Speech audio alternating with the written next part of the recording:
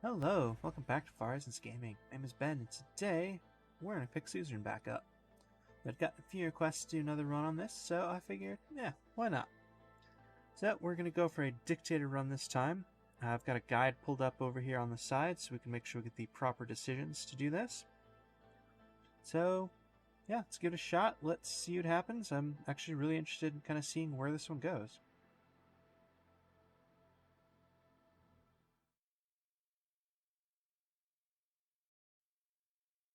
You are my enslavement and my freedom. You are my flesh burning like a raw summer night. You are my country.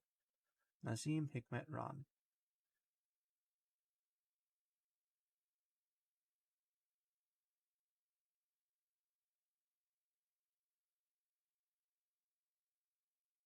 "1908, Kingdom of Swordland. You opened your eyes to this world. You came from a middle-income family in the city of Holsword. Your parents named you Anton. As the only child of a diligent civil servant, you lived quite an ordinary childhood. Life wasn't bad. You were lucky enough to attend a well-known public school, but frequent fights broke out at the Rayne family home. These made you feel uneasy. The years passed. September 9, 1923.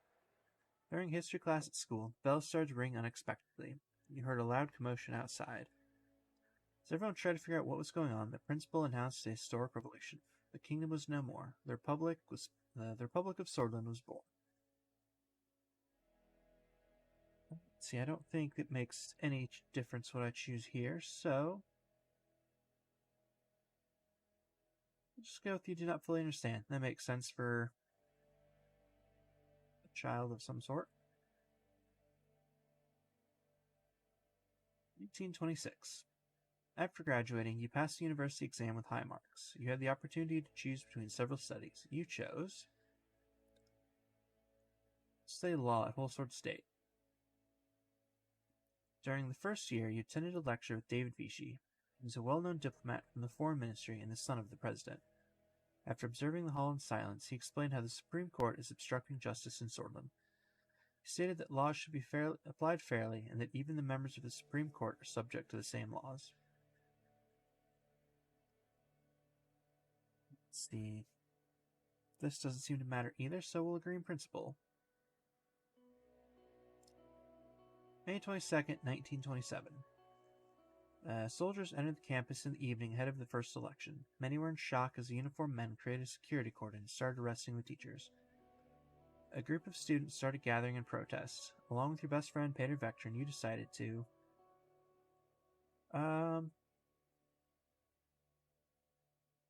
Let's see. Let's go and protest, why not? One of the officers made a loud announcement that echoed through the campus. General Luderin declared martial law in order to restore the administration. Please stand back and disperse to your rooms. Join the students slowly marched towards a large group of soldiers. Suddenly, the soldiers charged. A student fell and was trampled as everyone started running away. Let's just hold our ground. Soldiers beat you relentlessly. It was a gloomy year. October 10, 1927. The arrested teachers were replaced by those that promoted conformism to the state. Holsword turned a blind eye to the things that were happening. You didn't want to stay idle and decided to join. This doesn't seem to matter either, but if we're going for a dictator, we probably don't want to join the human rights group. So let's join the student council, why not? Councils focus on increasing student involvement in the campus, along with partaking in the budget. Through active participation, you gain budget management and leadership skills. In one of the meetings, Peter introduced you to one of his friends, Monica, who was a volunteer for the Soldiers League of Women. You were immediately attracted to... Let's go with her beauty. The politically charged environment led you to... let's just join the Nationalists, because that sounds appropriate for this. June 2nd, 1928. Radio relayed that the Communist General Ricard surrounded Luder and his troops, demanding their surrender.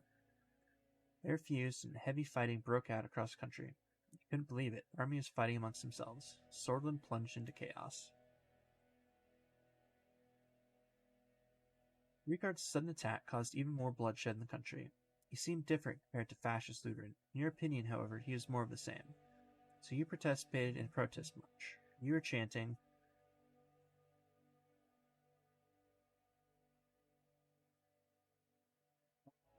"With one nation, one system, one people. Why not?"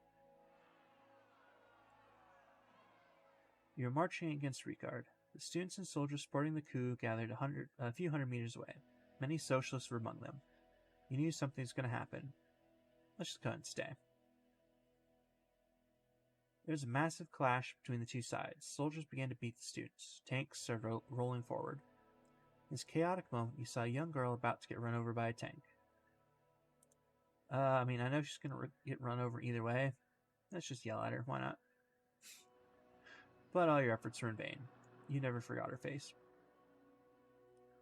Clashes escalated into a full-blown civil war. The horrors made you isolate yourself for a while. Monica helped you cope, and love grew between the two of you. However, it was a difficult time for young love. The chaos must end.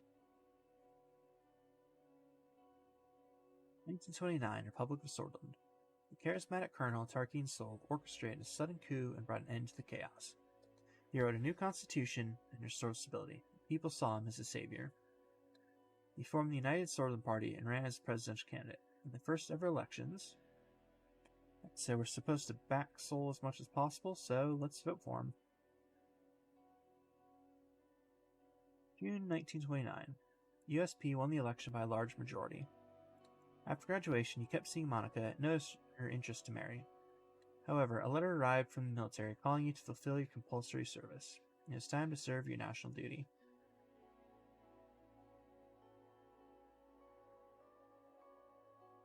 February 1930, Berger region. A devastating civil war broke out in the neighboring country of Valen. The distinguished Major, Josef Lancia, ordered you to lead your squad on a border patrol mission. It's a very cold winter night when you began marching out of the Gumran outpost. You could see your breath. After several hours of marching through the snowy hills, distant noises were heard. The visibility was too low to confirm the source. The squad crawled forward in formation and found a spot to observe. A group of refugees had made it beyond the border fence. You... we're making it some sort of nationalist dictator prick, so we're going to send them back. The refugees were in despair when they realized that you were taking them back to the border. Screams and protests ensued as they were restrained. You delivered them to the border guards. After several months of military service, your duties ended and you went back to civilian life. 1931. You and Monica decided to share your lives together. After receiving the blessing of her parents, a ceremony was held in Holsword. During the same year, you were offered a high-paying job with the governing United Swordland Party. It is important to start your career on a good foot, so you accepted it. Working for the ruling party was the easiest path to power.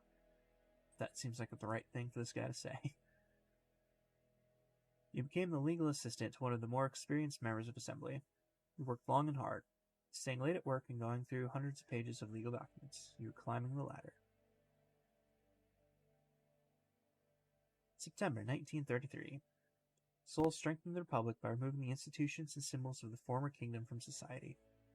Things were also looking up for the country as the massive economic boom continued, and people were the happiest they've been in a decade. Election time came, and it was decided. President Tarkin Sol was elected once more. April 2nd, 1934. The ongoing legal battle between the Justice Ministry and the Supreme Court put you under a lot of stress. But your significant contribution to the legal case triggered an invitation to meet President Tarkin Sol himself, who offered you a key position. You are to become the youngest member of Assembly, and we're going to accept right away because we're a power-hungry dude. It's almost a good sentence there. June 1938. As the youngest MP, it was difficult to connect with the influential inner circle. You needed allies, so you brought Peter with you as your right-hand man. The birth of your son Franck provided a brief moment of joy and relief. Again, this one makes more sense, so we're going to sacrifice family to improve your position in the party. October 1941. Along with Peter, you've done great things to cement your position in the party. Meanwhile at home, Monica and Franck felt your absence. At the same time, President Sol increased his authority over the years. His growing ego started to cause strife within the party. Cracks began to show. October 1945. President Sol barely secured a majority in the election against the opposition leader. Over the past year, people were growing discontent with corruption and the worsening quality of life. Meanwhile, calls for a United Sorlin Party Congress became louder as the leadership struggles started to brew. You kept supporting the president. July 1946. Contender for party leadership was Ewald Alfonso, a reformist and talented business magnate with a growing popularity within the party. You were trying to secure votes for President Sol, who noticed your loyalty and approached you with a lucrative deal. You had a meeting with him. The president offered you the position of Minister of Justice and Law in the next government if you backed him in the upcoming vote. Of course, we'll accept.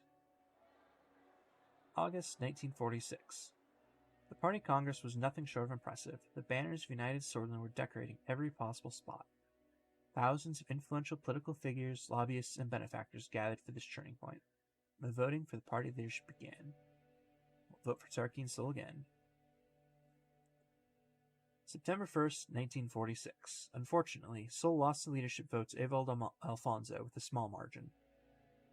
During the Congress, Sol announced his retirement from politics. The systems he had established were to stay much longer. His achievements wouldn't be forgotten. You were troubled by the departure of Sol. October 15th, 1946. A month later, your daughter was born. Monica named her Diana. She motivated you during a tumultuous period in the party. The general elections were approaching. The United Sorlin Party was under the new leadership of Ewald Alfonso. You,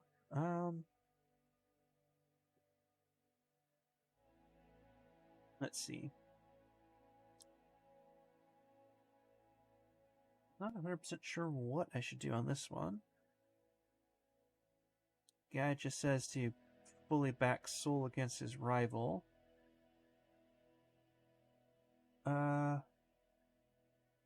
Let's try just not helping him. Let's see if that'll work. 1949. During the general elections, the main opposition leader was embroiled in a sex scandal with his secretary. He was replaced by the strong opposition figure Franz Richter, with damage been done. The extensive privatization program proposed by Ewald Alfonso secured an election victory for the United Sorlin Party. Over the next years, you tried all that was necessary to climb up the ladder. 1951. The presidency of Ewald Alfonso saw many bold reforms, but was followed by a serious economic recession. The other parties announced their bids for the 1953 election, but the unfair system hampered all opposition efforts to win. You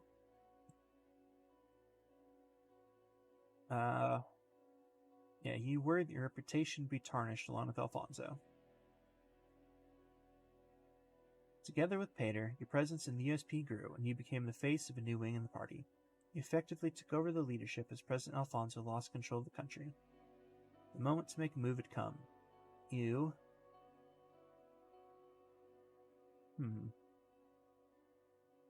doesn't look like it matters too much here. So let's just blame Alfonso for this. January 1953. The immediate backlash prompted President Alfonso to reshuffle his cabinet, but most of his inner circle abandoned him. The party eventually voted you in because of your charisma as a leader. Following this, you announced that you would be running for president in the general election, with Pater as your running mate. It was your turn. October 1953. After visiting every city and town during the campaign, you made a speech on state television. You promised to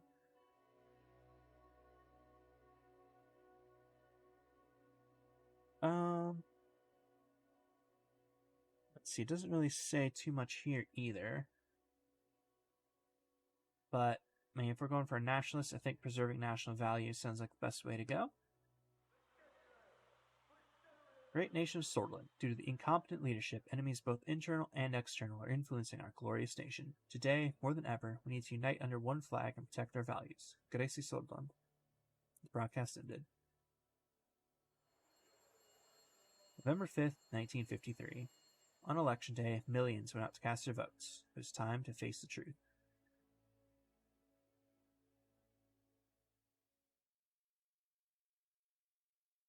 Alright, Chapter 1, President Rayne. Alright, so decided to go with this look for our new President Rayne. Looks a little bit more like a gangster. Feels appropriate, so why not? Let's roll with it. Yes. Alright, election promises. This is definitely an important part here. So, let's see here. So, as Anton Rayne, you have made many promises to the people of Sordland in order to gain their votes. They must be considered very carefully. Economy. Sordland's economy has been based on a planned doctrine since its formation under the former president, Abel Alfonso, enacting the free market reforms. Now the country finds itself between two different economic systems. Well, if we're going for nationalist dictator, we want to play an economy. Don't even need to look at the guide for that one, that's obvious. Diplomacy. The intensifying global rivalry between capitalist Sarkozy in the west and communist United Canton in the east is opening new diplomatic possibilities. Sordland could take steps to line itself closer to one. Again, that one's obvious. We don't want to ally with anybody if we're trying to look after ourselves. And immigration. In recent years, Bludish, Vasic, and Agnolian immigrants flocked to Sordland due to relaxed immigration laws enacted by Abel Alfonso. As a result, tensions in between swords and immigrants have been increasing. Now, this one, I would be tempted to hit Titan immigration. But this guide says go with relaxed immigration, so make some things easier later on. So, we'll trust this thing knows what it's talking about and hope we don't screw something up here. Okay. Term focus. We have also promised to focus on a certain extensive subject within our first term. People expect us to solve the negative situations within this topic while providing an overall improvement to the related policies. Let's see, and the guide says invest in anything other than education. Which, I mean, that actually makes sense. An educated populace is not an agreeable populace. So, let's see here. Let's actually go for law.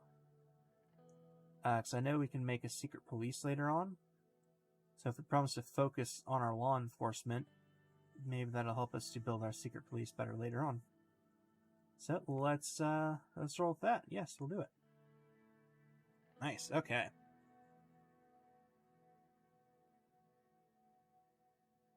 So 2 weeks have passed since we won the election. Now I was about to be sworn in as the 4th president of Sordland.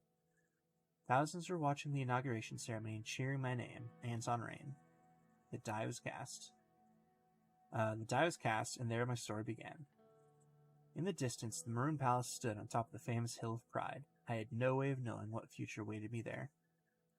I looked at my family. My son and daughter, Frank and Diana, were next to Monica, my wife. Her eyes were glimmering with pride. Then I turned towards the key people who made it all possible. Of course, each individual was promised an important position in my cabinet. As my thoughts slowly faded away, the reality of the situation dawned on me. Orso Hawker, the Chief Justice of the Supreme Court, was waiting for me. The time for the oath has come. I'm ready. Please repeat after me. I do solemnly swear. I do solemnly swear that I will respectfully execute the office of the President of Sordland. And to the best of my ability, preserve, protect, and defend. And to the best of my ability, preserve, protect, and defend the people and the Constitution of the Republic of Sordland. You may now deliver your inauguration speech, Mr. President. Thank you, Mr. Hawker. Alright, let's see if it makes a difference what I say here. It does not look like this speech makes a difference. So, cool, let's just roll with it. Dear citizens of Sordland, the crowd looked very eager to listen to me. We are enduring economic hardship like never before, and today our nation is falling apart. Our people, we, suffer in this dire situation. We still have insufficient infrastructure, houses without electricity, without water, we have crime in our streets, unemployment within the youth, and we still have injustice in the government that plague us. The future awaits us. Swordland is above all in the world. Our capacity as a nation has never been greater. Hundreds of thousands cheered. They were shouting my name in unison. I felt the responsibility, the power, and the burden all at the same time. Let's raise our fist. I raised my fist in the air, which triggered a huge applause. It took a long look at the people of Swordland to burn this moment into my memory.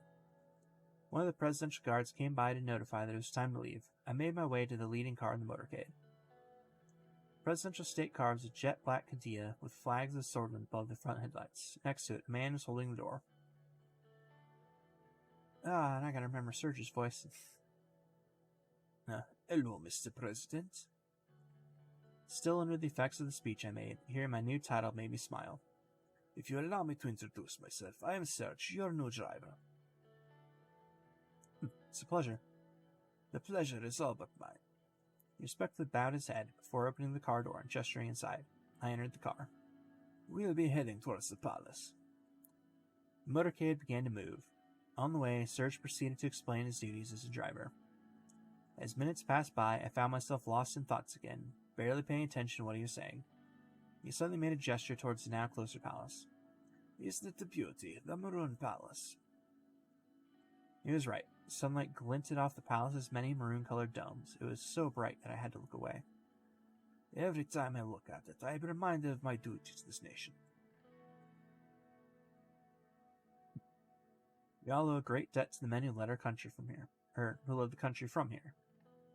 Their service will not be forgotten. The car drove past the majestic gates, continued uphill to the entrance, and stopped in front of the doors. Serge got out of the car and opened the door for me. Have a great day, Mr. President. Amorgna Vescore.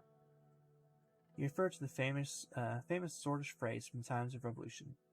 Amorgna Vescore, vectorn sista, which meant morning will come, victory is close. So let's respond properly. Vectorn sista.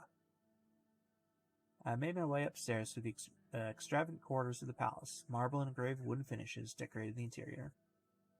My footsteps echoed in the colossal halls. The guards bowed their heads in respect as I opened the massive doors to my new office. Fantastic. All right. So, this episode's going to be a little bit short today, but that feels like as good a spot as any to go ahead and stop for right now. So, we'll pick it up here next time. We'll see what we can do to become some sort of a nice evil dictator. So, as always, thank you very much for watching, and hope to see you all next time.